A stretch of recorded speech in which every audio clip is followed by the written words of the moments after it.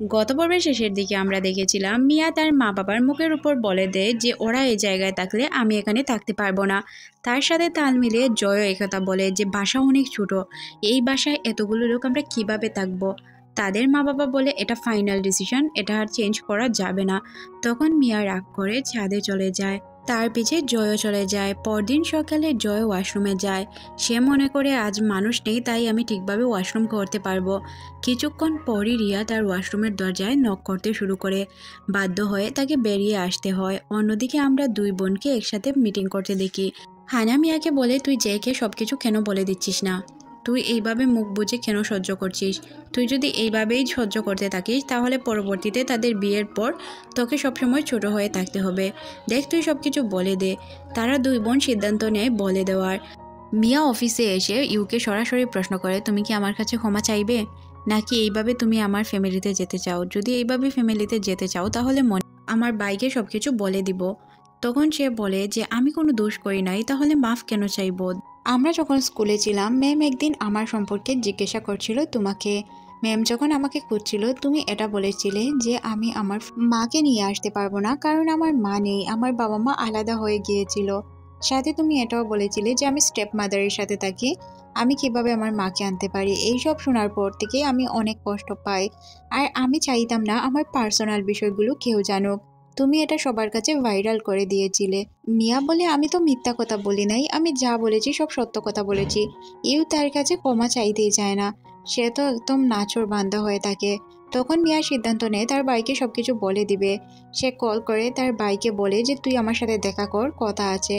অন্যদিকে ইউকে দেখা করার জন্য হান ডাকে। হানের সাথে যখন সে দেখা করে, হান তাকে বলে যে তুমি মিয়ার সাথে যা করেছিলে এই জন্য তুমি মিয়ার কাছে ক্ষমা চাও। যদি তুমি মিয়ার কাছে ক্ষমা চাইতে পারো তাহলে আমিও তোমাকে ক্ষমা করে দিব। সে বলে মিয়ার কাছে মিয়ার আব্বু ছিল, মিয়ার আব্বু মিয়ার জন্য গরম গরম খাবার রান্না করে আনতো, কিন্তু আমার কাছে কেউ ছিল না, যার কারণে আমি মিয়ার সাথে জেলাস ফিল করতাম। এই জেলাসি থেকে আমি মিয়ার সাথে এইসব করি, এতে আমার কোনো দোষ নেই, আমার বাবা মা না থাকার কারণে আমি এমনটা করেছি। ইউয়ের বলা প্রত্যেকটি কথা হানা খুব সুন্দরভাবে শুনে আর বুঝতে পারে। তখন সে বলে, এই বিষয়ের জন্য তুমি আমার বোনকে এইভাবে টর্চার করবে? এটা তো কোনো বিষয়ই না, এটা তোমার ভাগ্যে ছিল তোমার মা বাবা থাকবে না বা এমনটা হবে, যার কারণে তুমি আমার বোনকে কষ্ট দিবে, এটা আমি কখনো কল্পনা করতে পারিনি। যত আর্লি সম্ভব তুমি মিয়ার কাছে ক্ষমা চাও, তাহলে আমিও তোমাকে ক্ষমা করে দিব। এটা বলে সে এখান থেকে চলে যায়। ইউয়ের অনেক মন খারাপ হয়, সে বসে বসে এইসব চিন্তা করতে থাকে। অন্যদিকে জে আর তার মামা কাজ করছিল, যেহেতু তাদের কাজগুলো অনেক কষ্টের ছিল, তাদের অনেক কষ্ট হয়। এদিকে জয় আর নিনা একাই বাসায় থাকে, তারা দুইজন মিলে অনেক মজা করে লাঞ্চ করে। এদিকে আমরা আঙ্কেলকে দেখতে পাই। আঙ্কেল তার কাজে যেতে চাইছিল না, যেহেতু রাতে সে অনেক কষ্টের কাজ করত। দিনের বেলায় তার অনেক কাজ থাকতো, ওইগুলা করতে তার মন চাইতো না, গায়ে ব্যথা করতো। সে তাই দিনের ডিউটিতে গেলে তার বস তাকে বকাঝকা করে, আর আন্টি এইসব পিছন থেকে শুনতে থাকে। আন্টির এই বিষয়টা অনেক খারাপ লাগে। যখন বস বাহিরে বের হয় তখন আন্টি তাকে বলে, কাজ যদি করানোর হয় ভালোভাবে করাবে, উল্টাপাল্টা কেন করো। তখন সে আঙ্কেলের কাছে যায় আর আঙ্কেলকে খাবার খাইয়ে চলে আসে। অন্যদিকে পার্ক আর রিয়া একটি ম্যাচ দেখার জন্য যায়। ম্যাচটি তারা দুইজন মিলে অনেক এনজয় করে। রিয়া তাকে উল্টাপাল্টা অনেক প্রশ্ন করে, পার্ক তার প্রত্যেকটি উল্টাপাল্টা প্রশ্নের উত্তর দেয়। ম্যাচ জেতার পর তারা অনেক এক্সাইটেড হয়ে বাইরে বেরিয়ে আসে। রিয়া তো ম্যাচের উৎসাহ এখন পর্যন্ত ছিল। পার্কের বড় ভাই তার সাথে দেখা করার জন্য আসে। এদিকে রিয়া তাদেরকে দেখে তো উল্টাপাল্টা চিন্তা মাথায় আসতে থাকে, সে তো তাদেরকে লাভার মনে করেছিল। দুই ভাই একসাথে বসে খাবার খায়। এখানে আমরা জানতে পারি পার্ককে তার বাবা পছন্দ না করার একটি মাত্র কারণ হচ্ছে সে খেলাধুলা অনেক পছন্দ করত, এই জন্য তার বাবা তাকে পছন্দ করে না। এখানে আরও জানতে পারি সে তার বাবার কাছে যেতেও চায় না, বলে আমি যেভাবে আছি এভাবেই ভালো আছি, আমি বাবার কাছে গিয়ে আর অপমানিত হতে চাই না। এদিকে আমরা ইউকে দেখতে পাই। ইউ মিয়াকে ডেকে নিয়ে আসে আর বলে যে তুমি কি তোমার ভাইকে সবকিছু বলে দিয়েছো? মিয়া বলে, হ্যাঁ আমি বলে দিব, আজই ভাইয়ের সাথে দেখা করে সবকিছু বলবো। তখন সে বলে, সরি, আমাকে তোমার ভাইয়ের সাথে বিয়ে করতে দাও, প্লিজ কিছু বলো না। মিয়া চলে যায় তার ভাইয়ের সাথে দেখা করতে। সে তার ভাইকে গিয়ে দেখতে পায় সে একটি বিয়ের সেন্টার বুকিং করছিল। তখন সে জিজ্ঞাসা করে, তুই কি ওই মেয়েকে পছন্দ করিস? সে বলে, হ্যাঁ আমি ওকে বিয়ে করতে চাই, ও অনেক ভালো মনের একটি মেয়ে। তখন মিয়া বুঝতে পারে যে তার ভাই ওই মেয়েটিকে অনেক বেশি পছন্দ করে, যার কারণে সে তার ভাইকে আর কিছু বলে না। সিন শিফট হয়ে আমরা হানা এবং ক্রিশকে দেখতে পাই। দুইজন মিলে অনেক শপিং করছিল, আর তারা এমনভাবে হাঁটছিল মনে হচ্ছিল তারা কাপাল। এইসব রিয়া আবার দেখে ফেলে। রিয়া সবকিছুর পিকচার উঠিয়ে রাখে, সাথে তারা যে বাসায় থাকে এই বাসার পিকচারটিও রিয়া উঠিয়ে রাখে।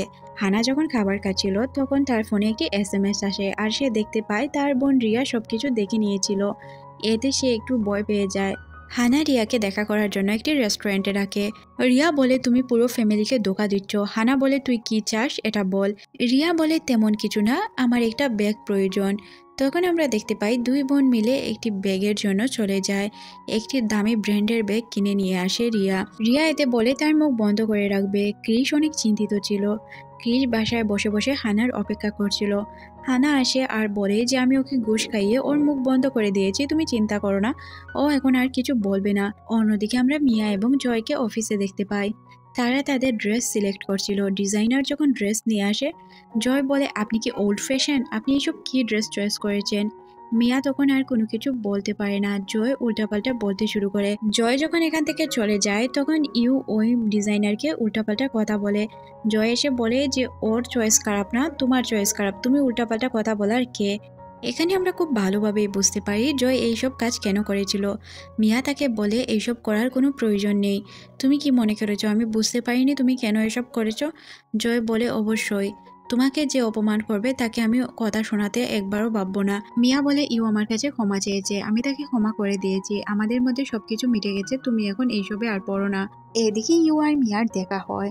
মিয়া তাকে বলে একটা কথা মনে রাখবে, আমি তোমাকে আমার ভাইয়ের জন্য মাফ করে দিয়েছি, তুমি প্লিজ এখন আর আমাকে ডিস্টার্ব করো না। হানা তার অফিসে বসে কাজ করছিল। তখন তার মনে পড়ে যায় রিয়া যদি ফ্যামিলিকে সবকিছু বলে দেয় তখন কি হবে। এটা চিন্তা করে সে মিয়াকে কল করে আর এটা সেটা বলতে শুরু করে। তারপর সে বলে যে আচ্ছা বাসায় কি কোনো কিছু হয়েছে। তখন সে বলে যে না কোনো কিছু হয়নি, সব কিছু ঠিকঠাক আছে, তবে আমার কাছে মাফ চেয়েছে। এটা শোনার পর হানা কিছুটা নিঃশ্বাস ফেলতে পারে। সিন শিফট হয়ে আমাদের বেন এবং নিনাকে দেখানো হয়। তারা দুইজন মিলে হানা ওর চাচির সাথে দেখা করতে যায়। এখানে তারা যখন মহিলাটির সাথে দেখা করে তখন তাদের অতীতের কিছু সিন মনে পড়ে যায়। বেন তখন মার্শাল আর্ট শিখত। বেনের কোর্স তাদেরকে বলে কোনো উল্টাপাল্টা ঝামেলায় ফাঁসা যাবে না। তখন বেন রাস্তা দিয়ে বাসায় যাচ্ছিল। সে খেয়াল করে যে কিছু লোক একটি ছেলেকে মারছে। তখন সে একটি ফোন বুথ থেকে পুলিশকে কল করে। পুলিশকে কল করার পর সে চলে যায় ওই ছেলেটিকে দেখতে। ছেলেটিকে দেখার সময় তখনই ওই জায়গায় পুলিশ চলে আসে। পুলিশ তাকে ভুল বুঝে ধরে নিয়ে যায়, মনে করে সে হয়তো তাদেরকে মেরেছে। সে বলার চেষ্টা করে যে আমি পুলিশকে কল করে ডেকেছি, আমি এসব করিনি। তবে তার কথা কেউই বিশ্বাস করে না। তার মা আসার পর সে তার মাকে সবকিছু খুলে বলে। মা বলে যে আমি ব্যবস্থা করছি তোকে ছাড়ানোর জন্য, কিন্তু তার মা তাকে ছাড়াতে পারে না। তার 3 বছরের কারাদণ্ড হয়ে যায়। এখানে সে অনেক আপসেট ছিল, কি করবে কোনো কিছুই বুঝতে পারে না। বারবার বলছিল যে আমি কিছু করিনি, তারপরও তার কথা কেউ বিশ্বাস করে না। এই দিনগুলোর কথা মনে করে সে অনেকটা আপসেট হয়ে যায়।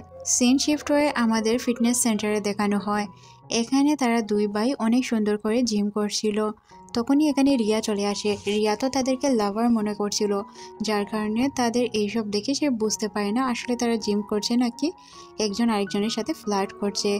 এদিকে পার্কের বড় ভাই রিয়ার সাথে কথা বলে, তার কাছ থেকে তার ফোন নাম্বার চায়, তারপর তো তাকে ডেটের জন্য বলে। রিয়া এখানে বুঝতে পারে না সে কি করবে, আর ওই ছেলেটি তার কাছে নাম্বারই বা কেন চাইছে। এদিকে মিয়া আর জয় একজন আরেকজনকে না দেখার বান করে চলে যায়। তখন মিয়া তার বসকে কল করে বলে যে আমি জয়ের সাথে কাজ করতে পারবো না। সে জিজ্ঞাসা করে ঝগড়া হয়েছে কিনা। তখন সে বলে ঝগড়া হয়েছে কিনা এটা আমি আপনাকে বলতে পারবো না। জয় আর জয়ের মধ্যে আমরা কিছুটা কথা কাটাকাটি দেখতে পাই। তারা ফ্রিজ থেকে কিছু জিনিস নেওয়ার জন্য কথা কাটাকাটি করতে শুরু করে। তারপর যে এখান থেকে বিরক্ত হয়ে চলে যায়। যে আর তার দুই বোন মিলে কিছু বিষয় নিয়ে প্ল্যান করছিল। তারা হয়তো তাদের বাবা মাকে কিভাবে সারপ্রাইজ দেওয়া যায় এটা নিয়েই চিন্তা করছিল। তখন এখানে জয় এসে বলে তোমরা কি প্ল্যান করছো, আমি কি তোমাদের সাথে শেয়ার হতে পারি। তখন সে মানা করে দিলে এখান থেকে চলে যায়। রিয়া বলে যে ওর প্ল্যানগুলো আমাদের শোনা উচিত ছিল, সে তো অনেক বড় লোক, তার কাছে ভালো আইডিয়া থাকতে পারে। তবে যে এসব মানতে নারাজ। তখন মিয়াও তার সাথে হ্যাঁ বলে দেয়। এখানে জয় মনে মনে ভাবতে শুরু করে, আমি এই বাসায় কেন পড়ে রয়েছি? এখানে কেউ আমার সাথে ঠিকভাবে কথাও বলে না, আমাকে পছন্দও করে না। জয় চিন্তা করে এই বাসা থেকে সে তার কচ্ছপ নিয়ে চলে যাবে। যখনই সে গাড়িতে ওঠে তখন সে চিন্তা করতে থাকে বেন আর নিনার কথা। ওই রাস্তা দিয়ে বেন আর নিনা বাসায় ফিরছিল। তারা জয়কে দেখে মনে করে সে এখন কাজ থেকে বাসায় ফিরেছে। জয় তার মত চেঞ্জ করে নেয় আর সে বাসায় চলে আসে। এদিকে আমরা রিয়াকে দেখতে পাই। সে মনে মনে চিন্তা করে, হানার বিষয়টা শুধু আমি জানি, আমি এই বিষয়টা মিয়ার সাথে শেয়ার করি। সে মিয়াকে তার বন্ধুর কাহিনী বলে সব কিছু বলে দেয়। আর পর মুহূর্তেই সে চিন্তা করে যে সে বলে দিবে এইসব হানা করেছে। তাই সে বলে যে আমি এতক্ষণ তোমাকে যে ঘটনাটি শুনিয়েছি এটা অন্য কেউ না, হানার ঘটনা। সে চিৎকার দিতে গেলে তার মুখটি চেপে ধরে আর বলে এই ঘটনা কাউকে বলা যাবে না। এতে মিয়ার কিছুটা খারাপ লাগে। সে এতদিন ওই লোকটিকে প্রডিউসার মনে করত, এখন তো দেখা যায় সে তার বোনের বয়ফ্রেন্ড। এখন সে কি করবে কোনো কিছুই বুঝতে পারে না। যার সাথেই তার পরিচয় হয় তার সাথেই তার ফ্যামিলি কন্ট্যাক্ট হয়ে যায়। নিনা আর জয় রেস্টুরেন্টে আসে রোল প্যাক করার জন্য। মিয়া অলরেডি রোল প্যাক করছিল। জয় চেষ্টা করে ওই রোলগুলোকে ঠিকঠাকভাবে প্যাক করার। সিন শিফট হয়ে আমাদের হানা এবং ক্রিশকে দেখানো হয়। তারা আজ ডেটে এসেছিল। ডেটে তারা অনেকগুলো পিকচার ওঠায়, মুক্ত পাখির মতো ঘুরে বেড়ায়। 3 ভাই বোন যখন এক হয় তখন মিয়া সিদ্ধান্ত নেয় তাদের বড় ভাই ক্রিশকে সবকিছু বলে দিবে। তখন সে বলে যে হানা একটি ছেলের সাথে থাকছে। জয় বলে, কি এসব কি বলছো? রিয়া তাকে পিকচারও দেখিয়ে দেয়। মা সাথে কাপড় শুকাচ্ছিল, সেও এটা শুনতে পারে। শোনার পর সে দরজা নক করতে শুরু করে। কি বলছো? হানা কোনো ছেলের সাথে থাকে? এসব কি বলছো? তখন মিয়া বলে, হ্যাঁ মা। মা তো বেহুশ হওয়ার অবস্থা। সে বলে, কোথায় থাকে এটা আমাকে বলো। রিয়া বাধ্য হয়ে ঠিকানা দিয়ে দেয়। এদিকে আমরা দুইজনকে অনেক রিল্যাক্স দেখতে পাই। হানা ক্রিশকে তাদের পিকচার দিতে বলে। ক্রিশ পিকচারগুলো ঘুমের দ্বন্দ্বে তার মাকে সেন্ড করে ফেলে। মা পিকচারগুলো দেখার পর তার অবস্থা খুবই খারাপ হয়ে যায়। ল্যান্ডলেডি ভিয়া কেমন আপনারা তো খুব ভালো করেই জানেন। এদিকে আমরা নিনাকে দেখতে পাই। সে গাড়ি ডেকেছে। গাড়ি করে সে তার মেয়ের ফ্ল্যাটে চলে যায় আর গিয়ে জুড়ে জুড়ে হানা হানা বলে ডাকতে শুরু করে। হানা যখন দরজা খুলে তখন তার মাকে দেখে সে হতভম্ব হয়ে যায়। তখনই ওই জায়গায় ল্যান্ডলেডি ভিয়া চলে আসে। তাদের মধ্যে তুমুল ঝগড়া হয়। নিনা তো তার মেয়েকে উড়াদুড়া মারতে শুরু করে। অন্যদিকে তারা ভাই বোন সিদ্ধান্ত নেয় বাবাকে সবকিছু বলে দিবে। বাবাকে যখন তারা সবকিছু খুলে বলে বাবার মন অনেক খারাপ হয়ে যায়। সে কখনো কল্পনাও করতে পারেনি তার মেয়ে এমন ঘটনা ঘটাবে। তখনই আমরা দেখতে পাই নিনা তার মেয়েকে নিয়ে চলে এসেছে। হানা অনেক লজ্জায় ছিল। সে কি করবে কোনো কিছুই বুঝতে পারে না। সে লজ্জায় তার রুমে প্রবেশ করে। বাবা মাকে সে বলে যে আমি যা করেছি তার জন্য মাফ করে দিন। তখন সে বলে যে তুই মাফ করার মতো কি করেছিস বল। তুই একটি ছেলের সাথে বাসা নিয়ে থাকছিস, এটা আমরা জানিও না। আর তুই তো বিয়েও করিসনি। হানা বলে, আমি তো কোনো মিথ্যা কথা বলিনি, আমি বলেছি আমি ফ্রেন্ডের সাথে থাকছি। তখন তার মা বলে, তুই ফ্রেন্ডের সাথে থাকছিস বলছিস, কিন্তু মেয়ে ফ্রেন্ড বলেছিস, ছেলে নয়। তখন সে বলে, তো এটা তো খারাপ কোনো কিছু করিনি। বাবা বলে, আমি কি তোকে এই শিক্ষা দিয়ে বড় করেছি? আমি তোর কাছ থেকে কত কিছু আশা করেছিলাম, কিন্তু তুই আমার সব আশার মধ্যে পানি ফেলে দিলে। এদিকে আমরা ল্যান্ডলেডি ভিয়াকে দেখতে পাই। সে তার ছেলেকে খুব বাজেভাবে মারে। ভাই বোনের সাথে বসেছিল হানা। মিয়া এসে বলে যে আপু তুই এমন কাজ করতে পারিস সেটা আমি কখনো কল্পনাও করতে পারিনি। তখন জয় বলে, কি করেছিস সেটা? বাবা তোর উপর কত গর্ব করত। তখন হানা বলে যে তুই কি করেছিস, তুই আগে এটা চিন্তা করে দেখ। আমি তো তোর মতো কোনো ঘটনাও ঘটাইনি। আমি যা করেছি ভালোর জন্য করেছি। আমি রিলেশন করেছি, উল্টাপাল্টা তো কিছু করিনি। তখন মিয়া বলে যে তোর উপর না আমার ঘৃণা হচ্ছে। তোকে আমরা এতদিন নিজের আইডল মনে করতাম। রিয়া আর কোনো কিছু বলে না, সে চুপচাপ শুনতে থাকে। জয় খুব ভালোভাবেই বুঝতে পারে বাসায় কোনো ঘটনা ঘটেছে, কিন্তু কি ঘটনা ঘটেছে সে জানতে পারে না, কারণ তাকে কেউ কোনো কিছুই বলছিল না। এদিকে রিয়া তার নানির বাসায় চলে আসে। সে নানির বাসার সকলকে সব ঘটনা খুলে বলে। তখন সবাই একটু চমকে যায়, কারণ হানা সবার লক্ষ্মী মেয়ে ছিল। এদিকে হানা আর ক্রিশ দেখা করে। দেখা করার পর তারা আলোচনায় আসে যে তারা যতক্ষণ পর্যন্ত ফ্যামিলির সমস্যার সমাধান না করছে ততক্ষণ পর্যন্ত শুধুমাত্র SMS-এ কথা বলবে। এখন আপাতত দেখা করবে না। এদিকে আমাদের জয় এবং মিয়াকে দেখানো হয়। মিয়া সিদ্ধান্ত নেয় জয়ের সাথে কাজ করবে। তখন তারা দুইজন তাদের মতো কিছু রুলস বানায়, বলে বাসা আর কাজকে আমরা একদম আলাদা করে রাখবো, তাহলেই আমরা কাজে সাকসেস হতে পারবো।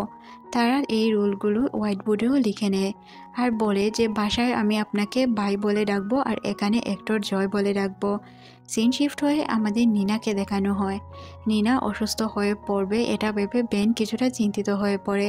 সে বলে এই বিষয় নিয়ে চিন্তার কোনো বিষয় নাই, আমরা এদেরকে বিয়ে দিয়ে দেই। বিয়ের কথা শুনে সে চমকে যায়, বলে কি বলছো, ল্যান্ডেরি বিয়ার সাথে সম্পর্ক তৈরি করব? এটা কখনোই হতে পারে না। সিন শিফট হয়ে আমরা জয়কে দেখতে পাই। জয়ের জন্য একটি নতুন কার গিফট এসেছে। কার দেখার পর জয়ের থেকে মিয়া অনেক বেশি খুশি হয় আর সে তো নাচতে শুরু করে। খুশি টেলায় সে জয়ের হাত ধরে ফেলে আর তখন জয় কথা কাটানোর জন্য বলে চলো আমরা টেস্ট ড্রাইভ দেখে আসি, তখনই আমরা বুঝতে পারবো আসলে গাড়িটা কেমন। সিন শিফট হয়ে আমাদের জয়কে দেখানো হয়। জয় কিছু ফল ফ্রুটস নিয়ে চলে আসে হানার বাসায়, তাকে দরজা খুলে দেয় মিয়া। মিয়া তার বাবা মাকেও ডাকে। ক্রিস মাথা নিচু করে হান এবং নিনার কাছে ক্ষমা চায়, বলে আমার অনেক আগে আসার কথা ছিল কিন্তু আমি আসতে পারিনি, প্লিজ আঙ্কেল আন্টি আমাকে মাফ করে দিবেন। এর মধ্যে এই পার্টি শেষ করে দেওয়া হয়। নেক্সট পার্ট দেখতে চাইলে অবশ্যই কমেন্ট সেকশনে জানাবেন। ততক্ষণ পর্যন্ত ভালো থাকুন, আল্লাহ হাফেজ।